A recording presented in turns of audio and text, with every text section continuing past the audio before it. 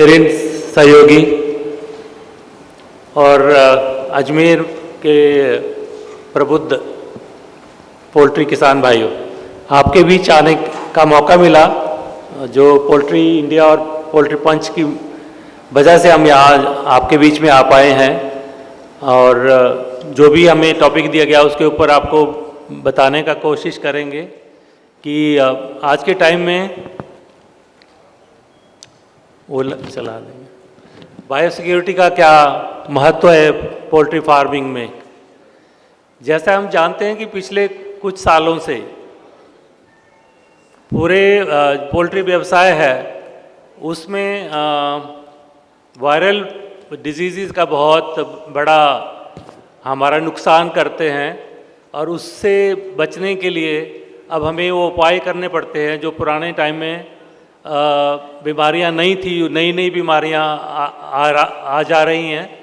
और दूसरा, पॉपुलेशन भी पोल्ट्री का बढ़ रहा है सभी क्षेत्रों में, चाहे लेयर फार्मिंग है, चाहे ब्रॉयलर है या ब्रीडर भी है, उनका हर जगह में उनका तादाद बढ़ रहा है। तो बढ़ने से हमारा जिम्मेवारी बढ़ जाती है कि हम उसको, अपनी मुर्गियों को कैसे सुरक्षित रखें जिससे उनमें बीमारी के कीटाणु या विषाणु ना जाएं। अगर किसी केस में चले जाते हैं तो उसको हम कैसे रोक सकते हैं कि एक फार्म से या एक शेड से दूसरे शेड में ना जाएं, जिससे हमारी मुर्गियों में बीमारी ज़्यादा ना फैले और हम नुकसान से, जो बीमारी की वजह से जो नुकसान होता है उससे अपनी मुर्गियों को बचा सकें। तो इसके लिए हमें कुछ नियमों का पालन करना होता है। वो कैसे हम उसकी प्रेजेंटेशन चल रही है क्या, तो कैसे उससे हम बचा पाते हैं। और आज के टाइम में ये बहुत ही ज़रूरी हो गया है कि हम लोग इस तरफ ध्यान दें, ताकि उसमें इन दोनों चीज़ों का बहुत ज़रूरी जानकारी होना बहुत आवश्यक है। कि पहला है बायोसिक्योरिटी, दूसरा है वैक्सीनेशन। ये हम जानते हैं कि जितनी भी वायरल की बीमारियां हैं उनका इलाज नहीं है।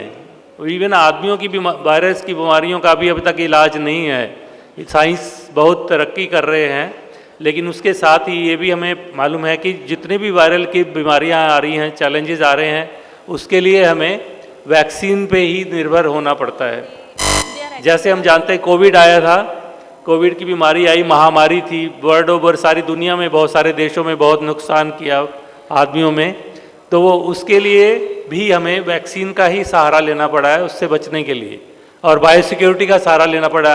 लॉकडाउन किया गया। लॉकडाउन क्यों किया? इसलिए किया कि हम एक दूसरे से ना मिल पाएँ, ताकि बीमारी एक दूसरे से संक्रमण से ना फैले। हमारे यहाँ उसको दूसरा नाम देते हैं मुर्गियों में, हम बोलते हैं क्वारंटाइन करना है या आइसोलेशन करना है, ताकि जो हमारी मुर्गियाँ हैं वो दूसरों के संक्रमण में ना आएँ, जो लोग बाहर के लोग हैं हमारे फार्म में ना आए। और तो ये जो बीमारी से बचाने के मुख्य तरीके हैं वो हमारे हैं, डिजीज़ कंट्रोल ट्रायंगल बोलते हैं। 3 किस्म से होता है। पहला है मैनेजमेंट। सबसे बढ़िया तो आपका है जो फार्मर भाई हम अपने लेवल पे करते हैं, देखभाल कैसे करते हैं, क्या क्या सावधानी, फीड कैसे डालना है, पानी कितना डालना है, कैसा पानी का क्वालिटी कैसा होना चाहिए, फीड का क्वालिटी कैसा होना चाहिए, और उनका टेम्परेचर क्या होना चाहिए। ये सब चीज़ें मैनेजमेंट में आती हैं। ये आप किसान भाइयों पे निर्भर करता है कि आप उसकी देखभाल कैसे करते हैं। अगर आपका देखभाल अच्छा रहेगा तो 50% आप मान के चलो बीमारी आपके अपने आप ही नहीं आएंगी। दूसरा है, फिर अगर मान लो चैलेंज आता है तो हमें वैक्सीनेशन और बायोसिक्योरिटी है, तो उसके ऊपर भी ध्यान देना पड़ता है। और फीडिंग तो है ही, क्योंकि फीड सबसे बड़ा इनपुट है, या जिसको हम बोलते हैं खर्चा है, फीड का होता है। अगर हमारा फीड सही होगा तो हमारी प्रोडक्शन भी अच्छी आएगी, या ब्रॉयलर है तो उनका वजन भी अच्छा बनेगा। तो ये 3 बहुत ज़रूरी हैं कि उसके ऊपर क्या सावधानी हमें बरतनी चाहिए। जो बायोसिक्योरिटी होती है उसके ऊपर हमें कितनी चीज़ों का ध्यान देना पड़ता है। हम ये, जैसे मैंने बताया कि हम बायोसिक्योरिटी में ये कोशिश करते हैं कि बाहर से कोई भी कीटाणु हमारे या विषाणु हमारे मुर्गी फार्म में ना घुस पाए। उसके लिए हम क्या सावधानी बरत सकते हैं? तो ये बचाव का तरीका है। और बीमारी अगर आग एक शेड के अंदर आ गई है तो उसको रोकने का तरीका है कि वहीं रहे, आगे ना बढ़े। उसके लिए सब इंतजाम जो हम बीमारियों को जीवाणु और विषाणुओं से बचाने में कारगर होते हैं उसको हम बायोसिक्योरिटी बोलते हैं। और ये हमारी प्रॉफिटेबिलिटी, जो मुर्गियों से हम पैसे कितना प्रॉफिट कमा सकते हैं, वो इसके ऊपर निर्भर करता है कि हमारी मुर्गियों में बीमारी तो नहीं आई है। अगर बीमारी आती है तो बहुत नुकसान होता है, मोर्टेलिटी तो होती ही है, लेकिन कहीं प्रोडक्शन ड्रॉप भी होता है, अंडे की मात्रा कम हो जाती है या बिल्कुल ही ख़त्म हो जाती है। तो ये सब नुकसान हमारे लिए, मुर्गी व्यवसाय के लिए बहुत बड़ा नुकसान है। इसको इसको बचाने के लिए ये जैसे बोला 3 किस्म से बायोसिक्योरिटी का यूज़ करते हैं। पहला है कंसेप्चुअल। पहला कंसेप्ट माने आप सोचते हैं कि हम इस अपने दिमाग में प्लानिंग करते हैं कि हमने इसको कैसे कार्यान्वित करना है, कैसे इसको लागू करना है अपने फार्म में। तो आपके फार्म का बनावट कैसी है, कहाँ पे बनाना है फार्म। दूसरा है स्ट्रक्चरल, कैसा फार्म बनाना है। और तीसरा है ऑपरेशनल, जो डे टू डे आपको बायोसिक्योरिटी की नियम का पालन करना है। हर रोज़ किसी बाहर के आदमी को अंदर नहीं आने देना, वो सब चीज़ें उसमें आएंगी। मैं इन तीनों पे आपको डिटेल में बताता हूँ। ये 3 लेवल हैं, वही वाले सेम हैं जैसे मैंने बताया वही है। तो ये कंसेप्चुअल क्या होती है? कंसेप्चुअल में होती है कि प्राइमरी पहला स्टेज है बायोसिक्योरिटी का, कि हमें ये अगर आप नया फार्म लगा रहे हैं तो हमें ये देखना चाहिए कि हम कहाँ पे फार्म लगा सकते हैं। जहाँ पहले से फार्म हो उससे कितना दूरी पे बनाना पड़ेगा, कम से कम जितना दूर हो सकता है उतना अच्छा है। सड़क से कितना दूर होना चाहिए, हाईवे से कितना दूर होना चाहिए, गांव का रोड है, गांव वाले कई बार, या फार्म जो गांव है उससे कितना दूर है, क्योंकि गांव वाले कई बार ऑब्जेक्शन करते हैं, क्योंकि जहां हम मुर्गी पालन करेंगे तो वहाँ थोड़ा बहुत उनका बीट होएगी और उसकी मक्खियाँ होंगी, और उस मक्खियों की वजह से गर्मियों के अंदर खासकर बहुत समस्या हो जाती है, और वो फिर एडमिनिस्ट्रेशन भी उसमें इन्वॉल्व हो जाता है। तो हम क्यों ऐसा मौका दें कि ये इशू बाद में आके हमें परेशान करे।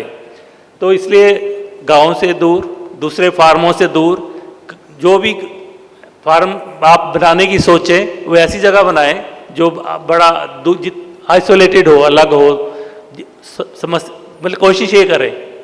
दूसरा है कि लॉन्ग टर्म प्लानिंग में आता, स्ट्रक्चर बायोसिक्योरिटी में आता है लॉन्ग टर्म प्लानिंग, कि आपका शेड डायरेक्शन क्या हो, ईस्ट वेस्ट होना चाहिए, ज़्यादातर ये बोलते हैं पूर्व से पश्चिम की ओर होगा तो धूप और गर्मियों और सर्दियों में उसका बहुत फायदा रहेगा, हवा का अच्छा प्रेशर आना जाना रहेगा। और उनका लॉन्ग टर्म प्लानिंग में ये आता है कि हम उसको देखें कि गाड़ियाँ, जो भी हमारे अंदर सामान आएगा, फीड आएगी, गाड़ियाँ आएंगी, लोग आएंगे, उनके एंट्री चारों तरफ से बाड़ लगाना पड़ेगा ताकि कोई इधर उधर से कोई ना घुसे, ट्रेसपासिंग ना करे। और जो आदमी आए उनका भी गेट एक ही गेट होना चाहिए जहाँ से एंट्री हो, गाड़ियों का भी और जो बंदे आते हैं मिलने के लिए उनका भी। और उनको भी हर गाड़ी का गेट के ऊपर ही, उसके ऊपर छिड़काव होना चाहिए।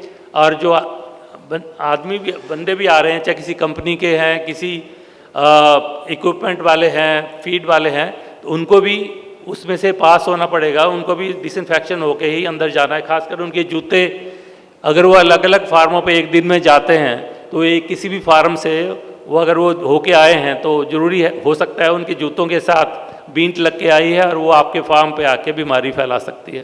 तो इसलिए ज़रूरी है कि उनके खासकर जूते डिसइंफेक्शन हो के, जो फार्म के पास दवाई रखी जाती है उसमें डुबो के फिर ही अंदर जाएं। और हर आदमी की आप एंट्री भी करते रहें, रजिस्टर रखें गेट के पास, तो और भी अच्छा रहता है। तो ये है नेक्स्ट।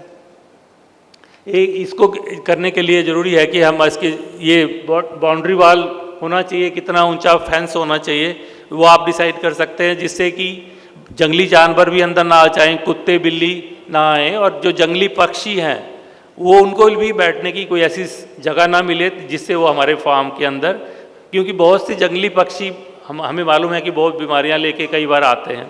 खासकर जो बर्ड फ्लू की बीमारी है वो जंगली पक्षी जो हमारे देश में आते हैं सर्दियों में, क्योंकि जब उन देशों में जहाँ चाइना है, तिब्बत है या और ठंडे इलाके हैं, वहाँ बहुत ज़्यादा बर्फ़ पड़ती है, तो हमारे देश की तरफ आने शुरू होते। अभी अक्टूबर में आने शुरू हो जाएंगे मेहमान लोग। वो उड़ के आते हैं तो उनको कंट्रोल करना बहुत मुश्किल है, क्योंकि वो तो हवा, उनके ऊपर कोई इंटरनेशनल बाउंड्री का वो मतलब उनके लिए वो पाबंदी नहीं है, वो जहाँ का मन करेगा वहाँ उड़ के आ जाते हैं।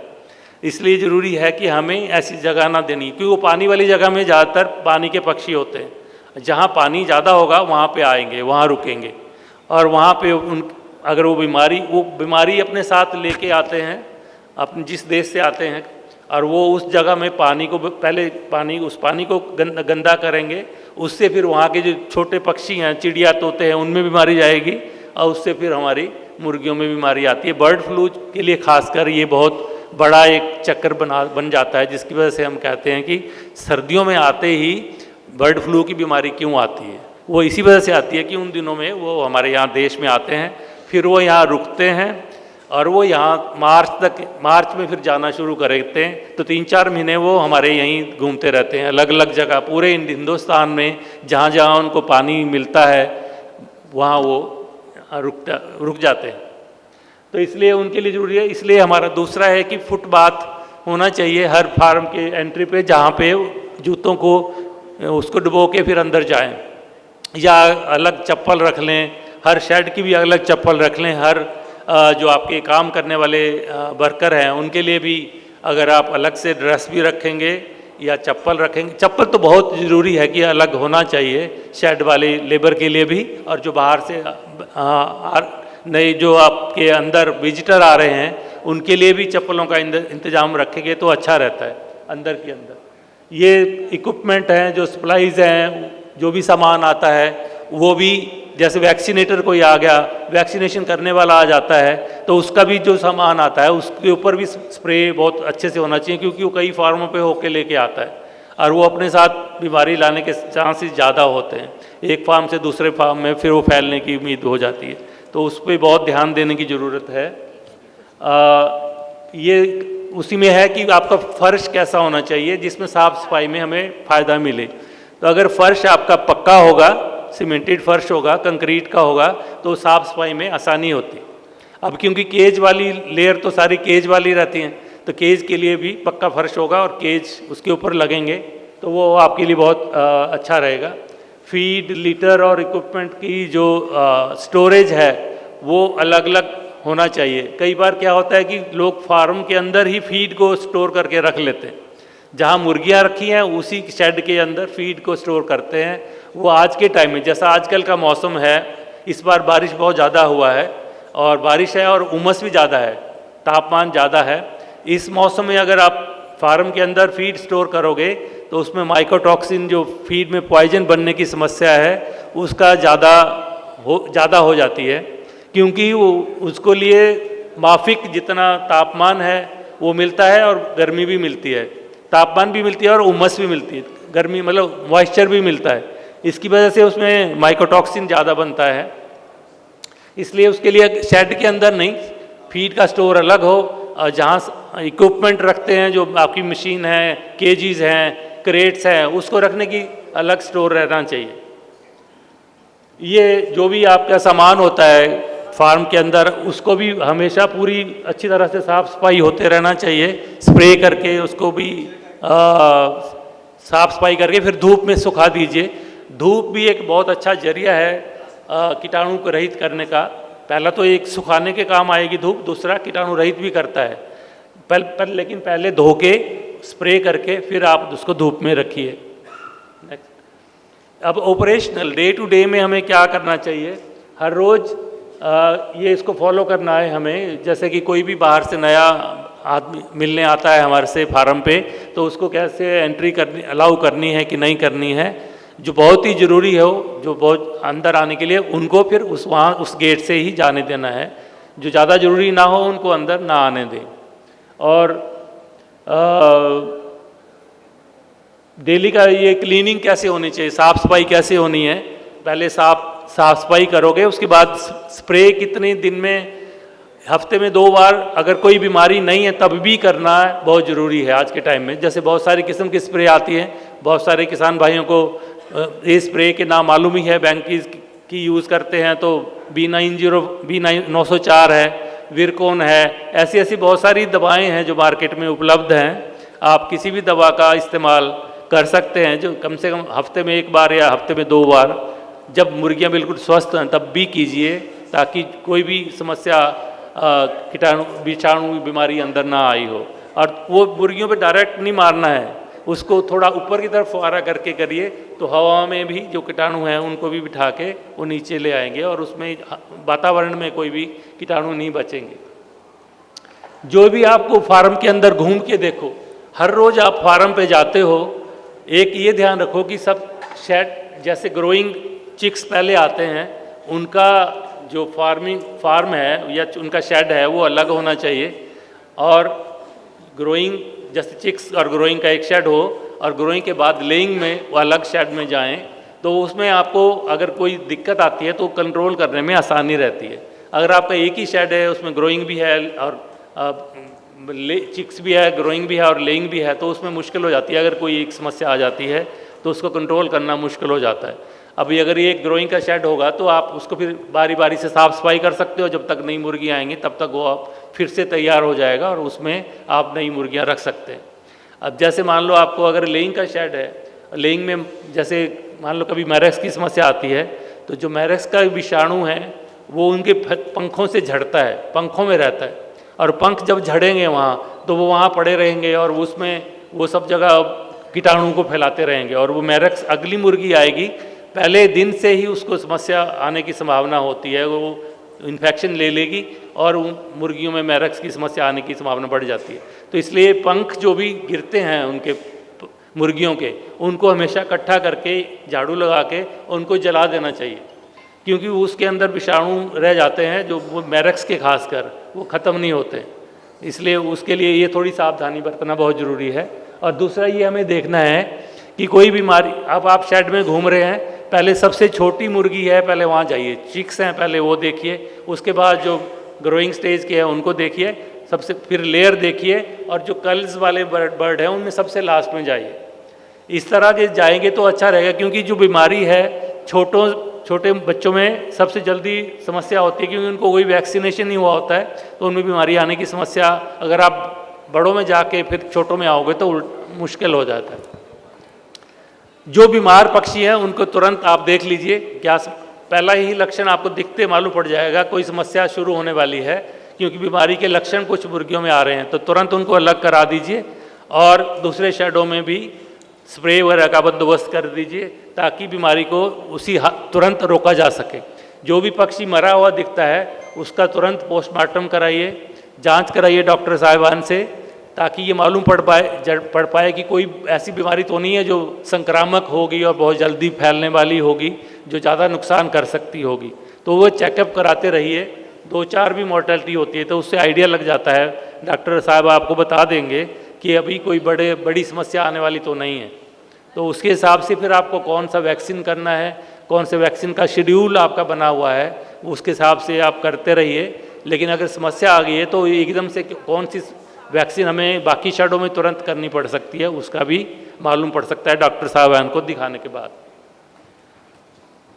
क्लीन ओवरऑल बर्ड को डिस्पोजल जो मॉर्टेलिटी है उसको कहाँ पर फेंकते हैं, वो एक बहुत बड़ा एक होना चाहिए कि एक खड्डा होना चाहिए जिसमें वो रोज़ की रोज़ उसमें जाए, या जो भी आपका तरीका है ऊपर में नहीं फेंकना चाहिए। बस सबसे बड़ी समस्या ये है, खुले में कहीं ना डालें, वो हो सकता है आपसे दूर हो, फिर वो किसी और के फार्म में बीमारी जब फैल सकती है, लेकिन वो घूम के अगर वो भी वैसे करेंगे तो वो आपके फार्म में भी बीमारी आएगी। अगर हम सब ये मान के चलें कि हमने किसी ने भी बाहर ओपन में मरे हुए पक्षियों को नहीं डालना है, तो हम सबके लिए अच्छा रहेगा।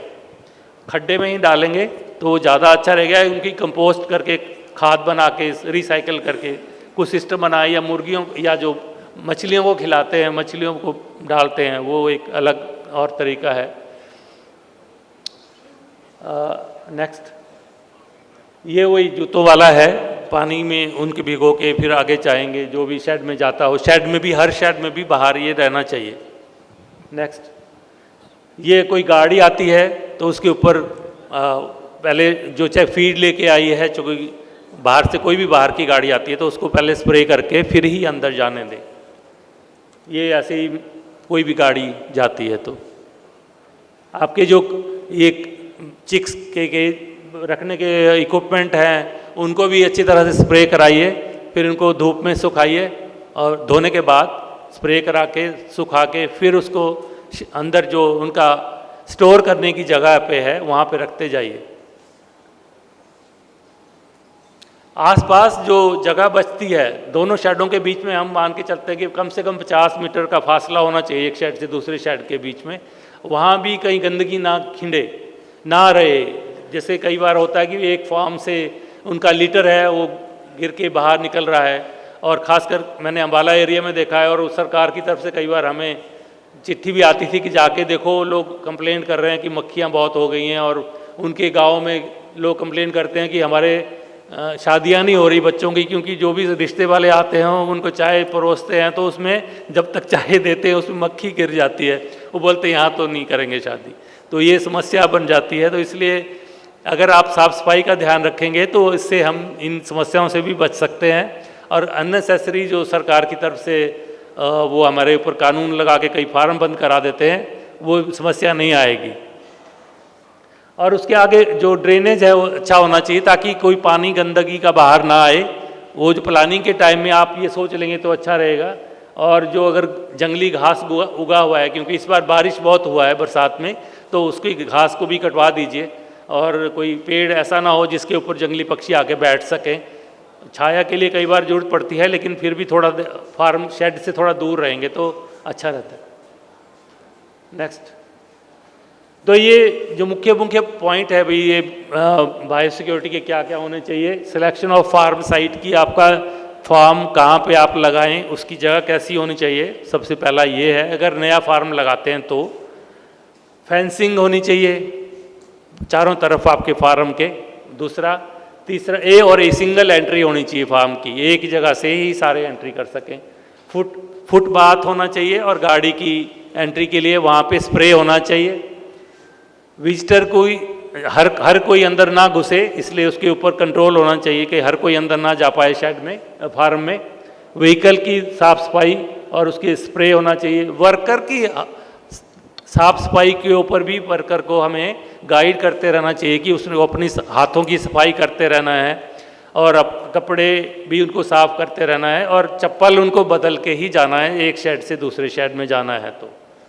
और फार्म का जो वेस्ट निकलता है, लीटर है या मरे हुए पक्षी या पंख हैं, उनको कैसे डिस्पोजल करना है, वो एक सबका सिस्टम होना चाहिए अपना अपना, कि वो कंपोस्ट से करना है या उसको जला के करना है। कई मरे हुए पक्षियों को जलाने की मशीन रखते हैं, वो बड़े फार्म वाले रखते हैं वो, लेकिन महंगा सिस्टम होता है। लेकिन आप कम से कम कंपोस्ट वाला या गड्ढा बना के डिस्पोजल वाला, वो आप हर कोई को करना, हर किसी को करना चाहिए।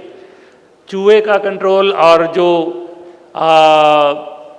पेस्ट दूसरे किस्म के हो जाते हैं, जैसे जूओं की समस्या हो जाती है ऐसे मौसम में, जब उमस ज़्यादा है, गर्मी ज़्यादा है, मुर्गियों में जूं पड़ जाती हैं, वो खारिश करती हैं, उसमें अंडे की प्रोडक्शन भी कम जाती है, और कई बार आदमियों को भी वो जूं लग जाती है और उससे खारिश हो जाती है। तो उसको बचाने के लिए जो चूहे हैं वो केवल मुर्गियों में बीमारी फैला सकते हैं, वो एक अलग चीज़ है, लेकिन वो फीड का भी बहुत नुकसान करते हैं। वो हमारा पता लगता है कि मुर्गी तो कम फीड खा रही है, चूहे बहुत ज़्यादा फीड खा रहे हैं, तो चूहों के पॉपुलेशन पे भी कंट्रोल करना बहुत ज़रूरी होता है। और ख़ासकर जो आपका फीड स्टोर है या उसके कैसा होना चाहिए ताकि वहाँ चूहे अंदर ना जा पाएँ। और फीड को आपको कैसे स्टोर करना है ये भी ज़रूरी है कि उसको फर्श पे बिल्कुल कभी डायरेक्ट फर्श पे नहीं रखना है, फीड के बैग को उसको बल्लियों के ऊपर रखना है, और हवा ज़मीन से ऊपर रखना है, ताकि 2 बल्लियाँ रख के उसके ऊपर कट्टे रखेंगे तो वो हवा नीचे फर्श के कंट्रैक्ट में नहीं आएगा। अगर नहीं आएगा तो उसमें फिर मॉइस्चर नहीं आएगा, हवा लगती रहेगी, तो फीड में पॉइजन नहीं बनेगा। ये आप सावधानी रखेंगे तो इस मौसम में जो समस्या बनती है फीड पॉइजनिंग की, उससे हम अपने फीड को सुरक्षित रख पाएंगे। नेक्स्ट, पानी की साफ सफाई। पानी एक बहुत बड़ा मुद्दा है, हम ये इसके ऊपर ज़्यादा ध्यान नहीं देते, लेकिन ये हम सोचते हैं तो फ्री का है, इसमें कोई खर्चा नहीं आता। लेकिन पानी के ऊपर ये जरूरी है कि ई कोलाई की समस्या, जो आप हर कोई फार्मर बोलता है ई कोलाई आ गई, ई कोलाई क्यों आती है? ई कोलाई के लिए सबसे बड़ा जरिया ही पानी है। अगर आपका पानी की जो भी आप फार्म लगाते हो, सबसे पहले पानी की जांच कराएं कि पानी कैसा है आपके फार्म का। जैसा पानी होगा, मुर्गियों की पानी को, नमक को सहने की क्षमता है, वो आधा % तक अगर नमक होगा पानी में तो सहन कर पाएंगी। अगर आधा % से ज़्यादा नमक आ गया फीड और पानी में मिला के, तो उनमें शरीर में पानी भरना शुरू होगा, उनका वजन नहीं बन पाएगा, प्रोडक्शन नहीं आएगी, वो बहुत सारी समस्याएं हैं। इसलिए पानी की जांच समय समय पे कराते रहें, क्योंकि पानी का ऊपर, जैसे अभी बारिश होगी तो जो आपका ज़मीन का पानी है उसका लेवल ऊपर नीचे होता रहता है और उसमें भी नमक की मात्रा ज़्यादा कम होती रहती है। तो पानी की जांच 2-3 महीनों में, कम से कम साल में एक बार तो ज़रूर कराएं। उसमें कीटाणु कितने हैं, उसमें ऐसा साल्ट कंटेंट कितना है, ये 2 जांच जरूरी है। और उसके अलावा हमें फीड का मैंने बता दिया, स्प्रे का मैंने बता दिया कि हफ्ते में 1 या 2 बार कोई ना कोई शेड के अंदर हम स्प्रे करते रहें।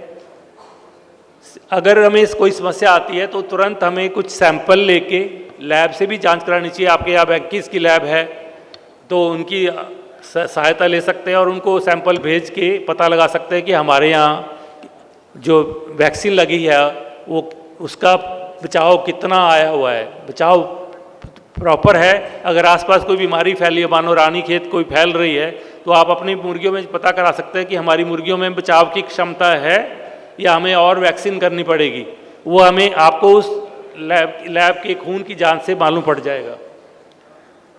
रिकॉर्ड एक रखना बहुत ज़रूरी है। हर शेड का, हर फार्म पे एक रिकॉर्ड किताब होनी चाहिए, रजिस्टर होना चाहिए, जिसमें रोज़ का हर शेड का रिकॉर्ड होना चाहिए। कितने चूजे आए, कितने फीड डला, कितना ग्राम फीड खाया, कितना मोर्टेलिटी हुआ, वो सब रिकॉर्ड अगर आपके पास रहेगा तो आपको आने पूरी साल का लेखा जोखा निकालने में मालूम पड़ेगा कि आपका नफ़ा हुआ, नुकसान हुआ, वो सारी चीज़ें आपको मालूम पड़ेंगी। अगर आप पूरा रिकॉर्ड नहीं रखेंगे तो मालूम नहीं पड़ेगा कि नुकसान हो रहा है कि फ़ायदा हो रहा है। हर चीज़ के लिए रिकॉर्ड, और वो बीमारी की जांच के लिए भी बहुत ज़रूरी पड़ जाता है, क्योंकि जो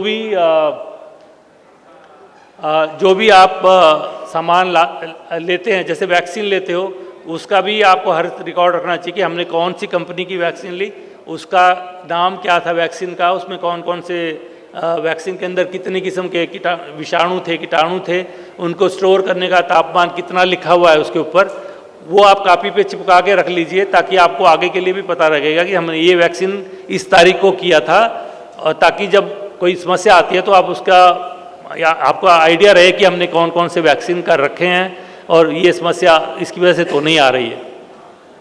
ये अगर पूरा खाली कर देते हैं फार्म, तो हम जब पूरा बैच निकालने के बाद क्लीनिंग और डिसइंफेक्शन, टर्मिनल डिसइंफेक्शन बोलते हैं उसको कैसे करना चाहिए, ताकि जो पिछला बैच है उसकी कोई बीमारियां अगले बैच में ना जाएं। उसके लिए है कि पूरा लिटर हटाओ और फ्लोर को साफ करो पानी से पहले, उसके ऊपर फिर ये कास्टिक सोडा है उसको डालते हैं, उसके बाद फिर साफ करते हैं ऊपर छत से लेके पूरी जो होती है नीचे तक, सारी दीवारें, कर्टन, सब कुछ साफ करना है। 2% वाशिंग सोडा के सॉल्यूशन से, जो कपड़े धोने का सोडा है, 2 ग्राम 2 किलो 100 लीटर में डाल के उससे साफ करेंगे तो उससे काफ़ी सारे वायरस मर जाते हैं। सस्ता भी है और अच्छा साधन है खाली शेड में सफाई करने के लिए। और फिर उसके बाद कोई स्प्रे, आप बाद में जब पूरी साफ सफाई हो जाए फिर आप स्प्रे भी कर सकते हैं मुर्गी आने के 3-4 दिन पहले। और फीडर, वाटर, ब्रूडर वगैरह सारी चीज़ें अच्छी तरह से साफ सफाई करा के धूप में सुखा के रख लें। फ्यूमिगेशन अगर आपको करनी पड़े तो वो भी एक अच्छा साधन है, लेकिन उसके लिए शेड को बिल्कुल एयर टाइट करना पड़ता है, ताकि जो उसकी वो गैस बनती है वो बाहर ना निकले और उसको उतना टाइम मिल जाए अंदर अपना काम करने के लिए, 4-5 घंटे, ताकि उसमें जितने भी कीटाणु कहीं अंदर है वहाँ तक वो पहुँच पाए। उसके लिए हमें 2 किलो पोटाशियम लाल दवाई और 4 लीटर फॉर्मलिन 1000 स्क्वायर फुट के लिए, अगर बहुत कोई समस्या पिछले शेड में आई है वायरस की बीमारी की, तो इसलिए फ्यूमिगेशन भी हम ब्रूडर में खासकर कर सकते हैं। अगला, नेक्स्ट। अब वैक्सीन पे आते हैं। वैक्सीनेशन जैसे मैंने बताया कि खासकर जो वायरस की बीमारियां हैं उसके लिए कोई अभी तक कोई इलाज नहीं निकला है, ना अभी कोई संभावना भी नहीं है, ना आदमियों में है ना पशुओं में है, मुर्गियों में भी नहीं है। तो हमें सिर्फ बचाव ही करने की चीज़ें हैं जिसके ऊपर हम ध्यान दे सकते हैं, तवज्जो दे सकते हैं। इसलिए हम कहते हैं कि जो खर्चा हम वैक्सीन के ऊपर करते हैं वो हमारा खर्चा ना समझो, वो हमारा इन्वेस्टमेंट मानो, ताकि वो आने वाले टाइम में हमें अगर उस बीमारी से बचा ले तो एक बहुत बड़ा रोल रहेगा। अगला, तो वैक्सीन का क्या महत्व रहता है? वैक्सीन में जिंदा या मरा हुआ कीटाणु या विषाणु उस बीमारी का डला होता है, जो मुर्गियों में अगर हम जब वैक्सीन करते हैं तो उसमें बीमारी से बचाने की क्षमता पैदा करता है। एक वैक्सीन जो कई बहुत सारे मैं बताऊंगा कैसे कैसे हम वैक्सीन करते हैं, लेकिन क्यों ज़रूरी है? ताकि बीमारी आए तो उस टाइम हमारी मुर्गियों में उस बचाने की क्षमता बनी हुई हो। स्टोरेज कैसे करना है? वैक्सीन का स्टोरेज एक बहुत बड़ा इशू होता है, क्योंकि कई बार हम बोलते हैं कि वैक्सीन तो किया फिर लेकिन काम नहीं किया वैक्सीन ने। वैक्सीन ने इस कारण से कई बार काम नहीं करती अगर आपने उसको तापमान सही नहीं रखा। जैसे मान लो लाइव वैक्सीन है, जो जिंदा वैक्सीन होती है उसको स्टोर करने के लिए कितने तापमान पे स्टोर करना चाहिए वो हर वैक्सीन की वायल पे लिखा रहता है। -2 से -8 होता है ज़्यादातर, तो उसके हिसाब से आप स्टोर करिए। और जो इंजेक्शन वाली वैक्सीन होती है, किल्ड वैक्सीन जिसको बोलते हैं, उसको कभी फ्रीज़र में नहीं रखना चाहिए, उसको हमेशा रेफ्रिजरेटर में रख सकते हैं 2 से 8 डिग्री। वो माइनस नहीं है, वो +2 से 8 डिग्री पे रखना है। और जो जिंदा वैक्सीन है उसको माइनस में रखना है, मतलब ठंडे में या फ्रीजर में रखना है।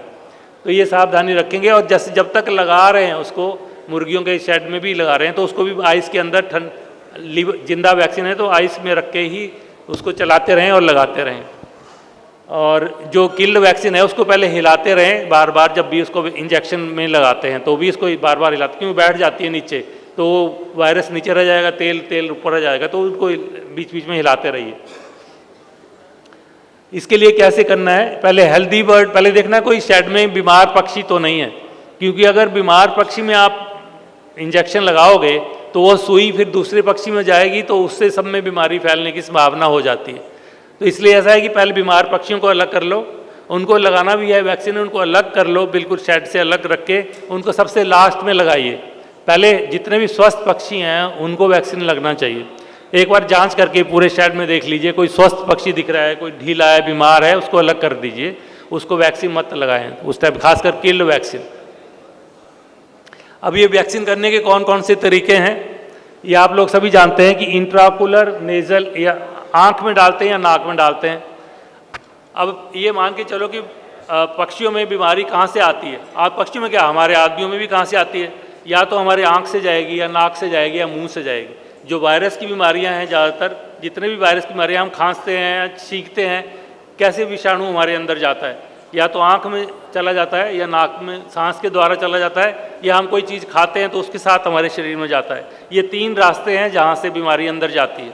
तो इसको रोकने के लिए क्या होता है कि अगर हम आँख में एक टीका, पहला कई बार हम बोलते हैं कि वैक्सीन पिलाया तो है जी इनको, लेकिन जो पानी में पिलाने वाला हम अपनी लेबर को बचाने के लिए कर लेते हैं, मेहनत बचाने के लिए पानी में पिला देते हैं। लेकिन अच्छा तरीका ये होता है, अगर पहला वैक्सीन हम किसी भी बीमारी का है, अगर आपके फार्म में बार बार समस्या आ रही है रानीखेत की, आईबी की, तो अगर पहला वैक्सीन आप आँख में करेंगे और 1 बूंद आँख में या 1 बूंद नाक में करेंगे तो वो बहुत अच्छा रहेगा। एक तो उसको सबको बराबर मात्रा मिलेगी और उसका बचाव आँख में भी हो जाएगा, लोकल यहाँ से भी कोई विषाणु नहीं जा पाएगा, मुँह नाक में भी हो जाएगा। और दूसरी बार जो वैक्सीन पिलाएं उसको पानी में पिला सकते हैं, फिर वो मुंह में भी बचाव करेगी। तो तीनों रास्ते बंद हो जाते हैं, ताकि कीटाणु, अगर विषाणु बाद में इन्फेक्शन आता भी है तो उधर से वो उसको रोकने की क्षमता उन रास्तों में भी बन जाती है। तो इसको ये तरीका है। दूसरा है इंजेक्शन लगाते हैं, जो सबकट चमड़ी के नीचे इंजेक्शन गर्दन में लगाते हैं, वो किल्ड वैक्सीन के लिए ज़्यादातर होता है, या मेरक्स की डिजीज मेरक्स के लिए भी सबकट लगाते हैं। IM इंट्रामस्कुलर होता है, या विंग में पॉक्स की वैक्सीन है, वो पंख हटा के उसके नीचे लगाते हैं, एक कांटा सा बना होता है, वो लगा के चुबवा के करते हैं, तो विंग वेब बोलते हैं। और पानी में तो बहुत सबसे सिंपल वाला है, अगर कुछ ना मिल रहा तो लेकिन पहला वैक्सीन हमेशा आँख में या आँख में करेंगे तो ज़्यादा अच्छा रहेगा। बाद में हम पानी में पिला सकते हैं, रूटीन में जो हरा 8-10 हफ्ते बाद पिलाते हैं तो फिर हम पानी में पिला सकते हैं। स्प्रे मेथड भी आ गया आजकल भी, बहुत सारे चिक्स इकट्ठे हैं जब शुरू में आए हैं तो उस कमरे में, पर लेकिन हमारे यहाँ वो भी कामयाब नहीं है स्प्रे वाला। वो जो अच्छे वाली हैचरीज हैं वो कर सकती है, उनका एनवायरनमेंट कंट्रोल्ड होता है तो वो अपने हैचरी में करके दे सकते हैं आपको। इनोवो भी आ गया है, बाहर के देशों में आ गया और हमारे यहाँ भी आ गया कि जब अंडे लेइंग अभी हैचिंग में है 18 दिन पे मशीन से ही अंडे के अंदर ही अंडा चिक्स का उनका वैक्सीन लग जाता है, खासकर मैरेक्स का यह वैक्सीन जो है वो 18 दिन पे अंडा जब चूजा बन रहा होता है उसी में लगा देते हैं, और जब तक वो निकलेगा तब तक उसमें बीमारी से बचाव होने की क्षमता शुरू हो जाती है। नेक्स्ट, ये आँख में डालने के लिए है तो हम जब लगाते हैं तो थोड़ा देख लें कितना ड्रॉप निकल रहा है, ड्रॉपर का साइज कैसा है, वो हम थोड़ा आइडिया लग जाता है। नेक्स्ट, ये मुंह में पिलाने ऐसे कोई पिलाता नहीं है, लेकिन वो कई देशों में ऐसे पिलाते हैं भाई हर एक मुर्गे को मुंह में पिलाएं, लेकिन हम वो ये वाला तरीका नहीं करते। नेक्स्ट ये वाला है, जैसे अगर पानी में पिलाते हैं तो निप्पल के थ्रू वो पी लेते हैं, तो उसमें भी क्या ध्यान रखना चाहिए, अगर पानी में हम वैक्सीन पिलाते हैं कम से कम 1 घंटा पहले पानी थोड़ा सा रोक दीजिए ताकि सारे बच्चे तिसाए हो जाएं, प्यासे हो जाएं।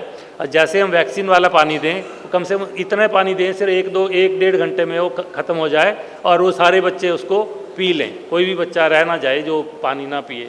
तो वैक्सीन पिलाने के लिए इस पानी में अगर वैक्सीन पिलाते हैं तो इसका भी ध्यान रखें।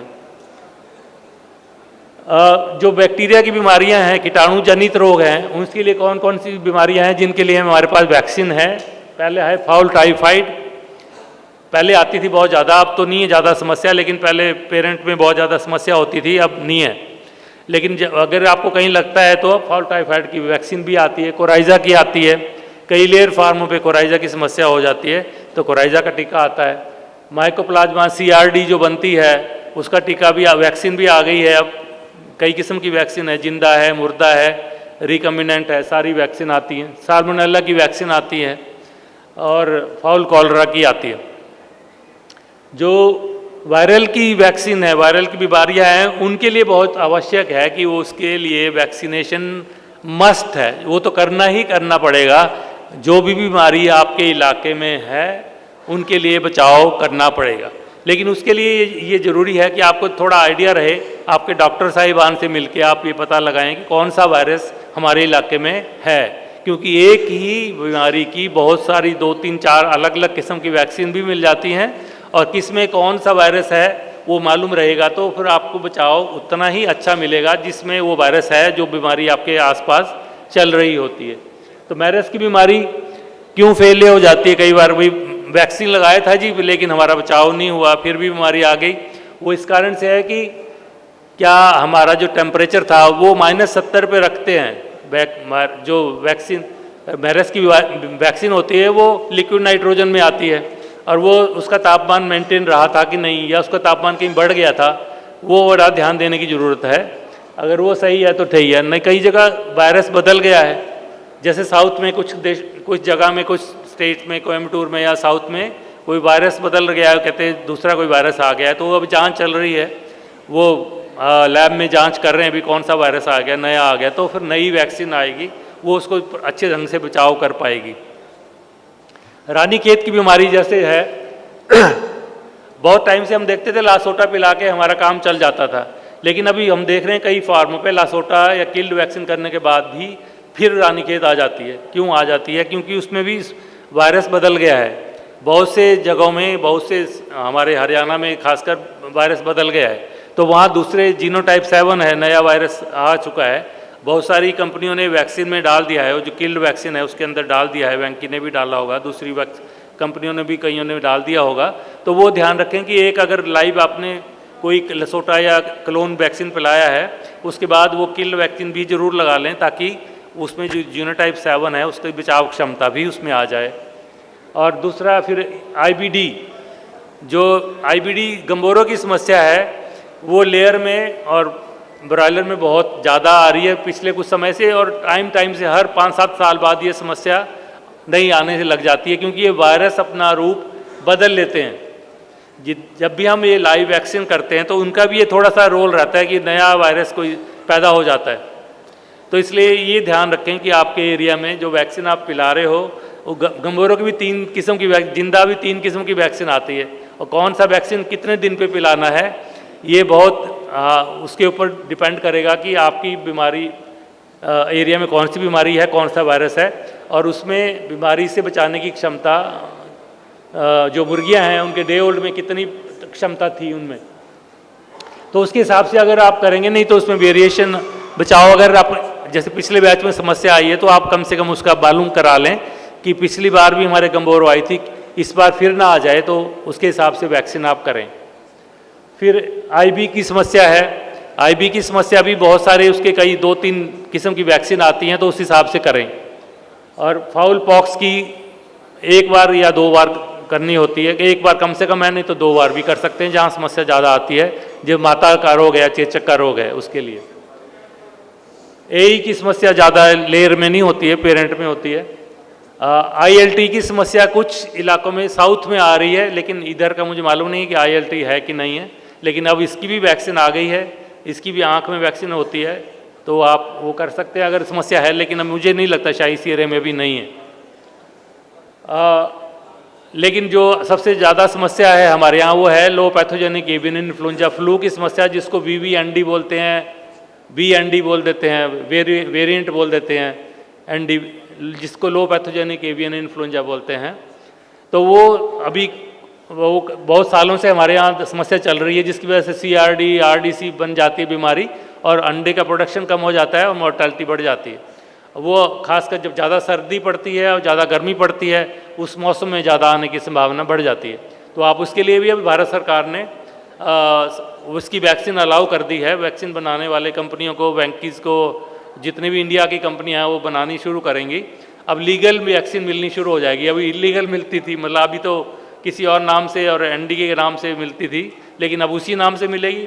उसका ये फ़ायदा होता है भी जो आपको जो वैक्सीन मिल रही है उसमें उतनी कीटाणु जितना भी उन्होंने लिखा उतना उसमें होना चाहिए, वो फिर गवर्नमेंट चेक करके देती है, तो वो लीगल वे में आपके पास आएगी, तो वो बचाव क्षमता आपको दे देगी। तो हर 8 हफ्ते बाद या 10 हफ्ते बाद आपको उसका एक शॉट इंजेक्शन किल्ड वैक्सीन का लगाना पड़ेगा, जिससे आपके वहाँ फ्लू की समस्या में बचाव हो जाएगा। CAV एक जो विंग रॉट की समस्या है, लेयर की मुर्गियों में कई जगह होती है, जैसे बोलते हैं हम कि वो पंख काले हो जाते हैं और सड़ने लग जाती हैं मुर्गियाँ।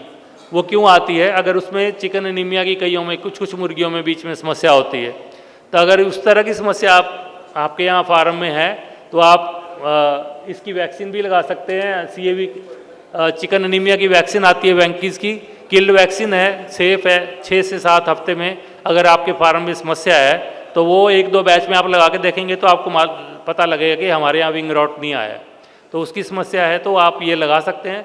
और जैसे गंभोरों की बीमारी है, चिकन एनीमिया की बीमारी है, मैरेस की बीमारी है, ये तीनों बीमारियाँ मुर्गियों में बीमारी से लड़ने की इनको बीमारी रोग रोधक क्षमता कम करती हैं।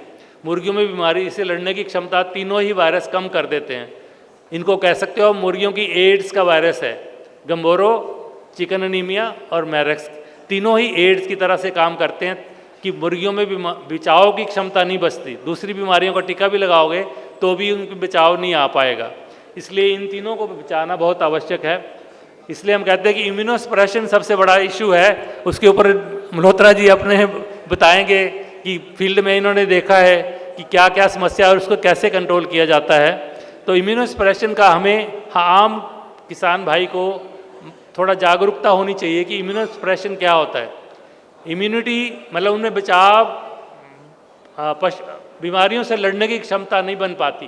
क्यों नहीं बन पाती? या तो वैक्सीन सही नहीं हुई है, वैक्सीन ने बचाव नहीं किया है, और उनमें बचाव या उनमें स्ट्रेस ज़्यादा है, और कोई कारण है, तो उसको कैसे रोका जा सकता है? और चैलेंज है, ये बीमारी है तो उसको कैसे हम रोक सकते हैं आने से। माइकोटॉक्सिन है साथ में, फीड में से इस मौसम में आ जाती हैं, तो उसको भी ना हो। ये सारी चीज़ें मिलके इम्यूनोसप्रेशन पैदा करती हैं पक्षियों में, जिससे उनके रोग रोधक क्षमता कम हो जाती है सभी बीमारियों के लिए। तो इसलिए इसका ध्यान देना बहुत आवश्यक है। आने वाले टाइम में ये भी बहुत बड़ा चैलेंज है पोल्ट्री इंडस्ट्री के सामने। नेक्स्ट। ये वैक्सीनेशन शेड्यूल है लेयर फार्मों के लिए, जो एक जनरल शेड्यूल है, कहीं भी आप इंडिया में कर सकते हैं। पहले दिन एमडी की HVT प्लस SB1, जिसमें 2 मैरस की वैक्सीन के स्ट्रेन होती हैं, ये करेंगे तो उससे बचाव अच्छा होगा। दूसरी फिर IB की H120, ये IBH नहीं होती, इसके कई लोग IBH की वैक्सीन समझते हैं, ये IB की वैक्सीन है, इसका नाम है H120। तो अगर उसको करेंगे, ये आँख में करनी होती है, ये भी करेंगे, एक पहले दिन कर सकते हैं। 5वें दिन में फिर IB की एक और वैक्सीन करनी पड़ सकती है, लासोटा भी करना है, और लासोटा या एंडीक्लोन भी करना, कोई एक इनमें से कर सकते हैं। 10वें दिन थोड़ी सी टचिंग कर लेते हैं, बीक की टचिंग करेंगे। 13वें दिन में फिर गंबोरों की वैक्सीन करनी है। IBD कौन सी करनी है मैंने आपको बताया, कौन सी वायरस आपके एरिया में है उसके हिसाब से आप वैक्सीन करिए। IBD प्लेन करनी है, जॉर्जिया करनी है, या IBD प्लस करनी है, इंटरमीडिएट करनी है। IBD इसके बाद एक और 2 वैक्सीन करनी पड़ती है IBD की, 13 दिन पे और 24 दिन पे। फिर IB की बहुत बीच में करनी पड़ती है, एक IB और ND की कंबाइंड वैक्सीन आती है, वो भी आप कर सकते हैं। कोराइजा अगर समस्या है तो एक किल्ड वैक्सीन कोराइजा की करनी है। माता का रोग कहीं आता है, चेचक का रोग आता है, तो फाउल पॉक्स की वैक्सीन एक कम से कम करनी है, जो मांस में लगती है या बीक चमड़ी के पंख में लगती है। ILT की समस्या इस एरिया में नहीं है, आप नहीं लगाएं। कॉलरा की समस्या है, अगर आती है तो आप उसका वैक्सीन लगा सकते हैं। रानीखेत किल्ड की वैक्सीन है, वो फिर ये जो R2B है वो करना चाहिए रानीखेत का। वेंकीज का आता है, वो बहुत अच्छा काम करता है, वो आप लगाइए, 10वें हफ्ते में लगाना होता है। और फिर कोराइजा की है, फिर डीबीकिंग हो गया। फिर ये वैक्सीन आपको इस तरह से किल्ड वैक्सीन से उसको इम्यूनिटी को बना के रखना है, जो हर 10 हफ्ते बाद आपको किल्ड वैक्सीन करते रहना चाहिए। तो ये नेक्स्ट इस तरह से हम ये वैक्सीन का अगर शेड्यूल रखेंगे तो हम अपनी मुर्गियों को बचा पाएंगे। बाकी आपके इलाके में जो वैक्सीन वायरस चल रहे हैं, वो अपने पशु डॉक्टर साहिबान से मिल के उनके हिसाब से वह वैक्सीन का शेड्यूल ले लेंगे, कौन सा वैक्सीन चेंज करना है वायरस के उनके हिसाब से वो आप कर सकते हैं, और उसको हिसाब से आप अपने फार्म में वैक्सीन शेड्यूल को ऊपर नीचे करवा सकते हैं। नेक्स्ट, बस यही, नेक्स्ट ये चलो, नेक्स्ट भाई, ये है कि अब अगर हम वैक्सीन से और बायोसिक्योरिटी से सावधानी पूर्वक इन चीज़ों पे ध्यान देते हैं तो हम अपने फार्म में इन बहुत सारी समस्याओं से अपनी मुर्गियों को बचा सकते हैं। निचोड़ इसका ये है। तो हमें बायोसिक्योरिटी पे ध्यान देना है और वैक्सीनेशन पे ध्यान देना है, प्रॉपर टाइमिंग पे, प्रॉपर वैक्सीन पे, सब चीज़ों पे। धन्यवाद, थैंक यू।